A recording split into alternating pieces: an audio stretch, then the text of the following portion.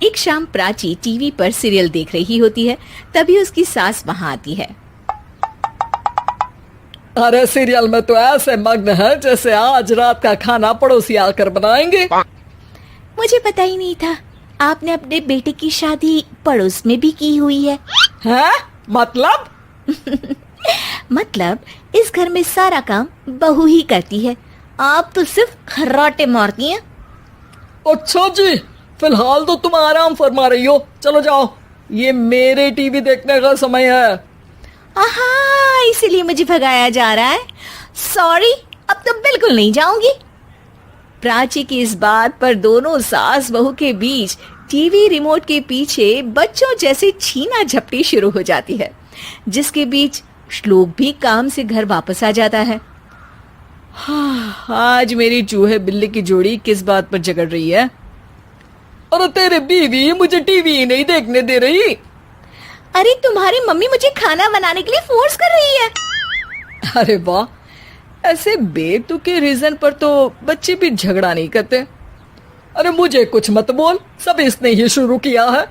हाँ हाँ, जैसे आप तो बहुत दूध की धूली है ना। अरे बस, दोनों चुप। प्राची जाओ, खाने की तैयारी करो।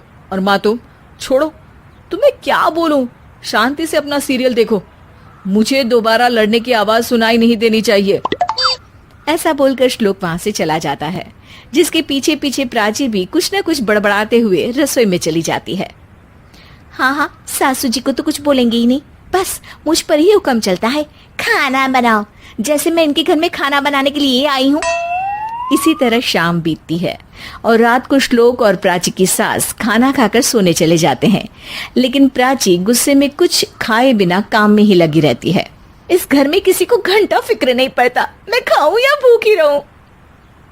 प्राची कुछ देर के लिए रसोई से बाहर जाती है और जैसे ही वापस आती है तो वहां दूध का भरा ग्लास देखकर हैरान रह जाती है। फिक्र पूरी है, बस दिखाना नहीं है। प्राची दूध पीकर सोने चली जाती है और अगली सुबह एक बार फिर सास बहू का कार्टून नेटवर्क स्टार्ट हो जाता है। ये तुमने ही किया है। अरे अजीब जबरदस्ती है, मैं बोल रही हूँ मैंने कुछ नहीं किया। दोनों ने मिलकर पूरे घर को पागल खाना बनाया हुआ है। यहाँ कोई नॉर्मल इंसान तो रह ही नहीं सकता, इसीलिए अब पड़ोसी क्या रिश्तेदार भी घर आने से कतराते हैं। और सुन बेटे, तू भी चंगा, तेरी माँ भी चंगी, तेरी बीवी भी चंगी, रिश्तेदार। हाँ जी, आपको नहीं पता क्या, गंगाधर ही शक्तिमान है, रिश्तेदार ही। हाँ हाँ, बस समझ गया। कभी जानवरों जैसे लड़ेंगी तो कभी जुगलबंदी करेंगी। भाई मैं आप दोनों के बीच में नहीं फंसना चाहता। सास बहू की इस मन मौजी जोड़ी से परेशान होकर श्लोक अपना सिर खुजलाता वहां से चला जाता है। चलो अब मैं भी कीर्तन में जा रही हूँ।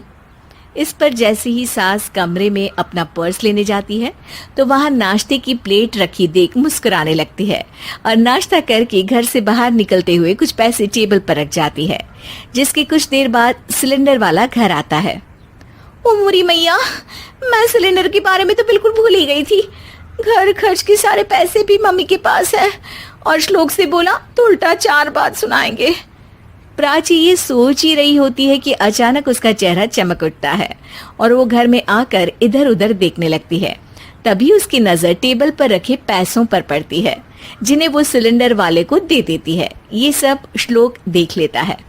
अच्छा बेटे, इतना बड़ा घोटाला, सबके सामने मैं तेरी दुश्मन और पीठ पीछे तेरी मेरी यारी।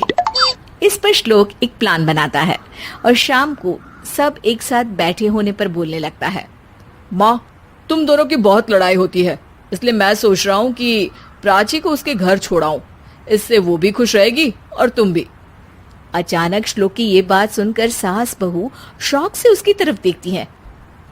अरे ऐसे कैसे घर छोड़ाओगे, मुझे कहीं नहीं जाना। अरे तुमने बोला नहीं पर मैंने सुन लिया, तुम्हें मम्मी के साथ रहना अच्छा नहीं लगता, मुझे पता है।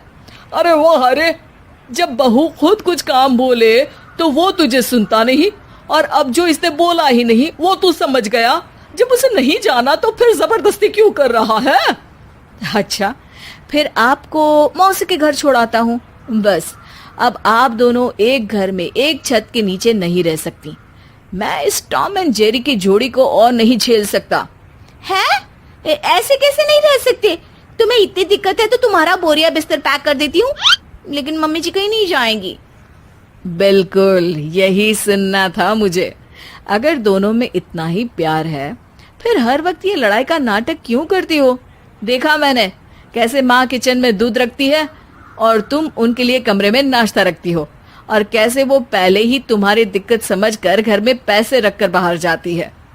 अरे भाई, इतना ड्रामा तो डेली सोप में भी नहीं होता जितना तुम दोनों ने इस घर में फैलाया हुआ है। तू हमें टॉम एंड जेरी बोलता है ना, तो याद कर वो दोनों भी एक दूसरे को बाहर वालों की बुरी नजर से बचाने के लिए हमेशा सबके सामने लड़ते थे, लेकिन अकेले में दिक्कत के समय मदद भी तो करते थे। बस हमारा रिश्ता भी कुछ ऐसा ही है। और वैसे भी अगर सास बहू में तू मैं नहीं होती तो दुनिया वालों को कहानियां कैसे मिलेंगी?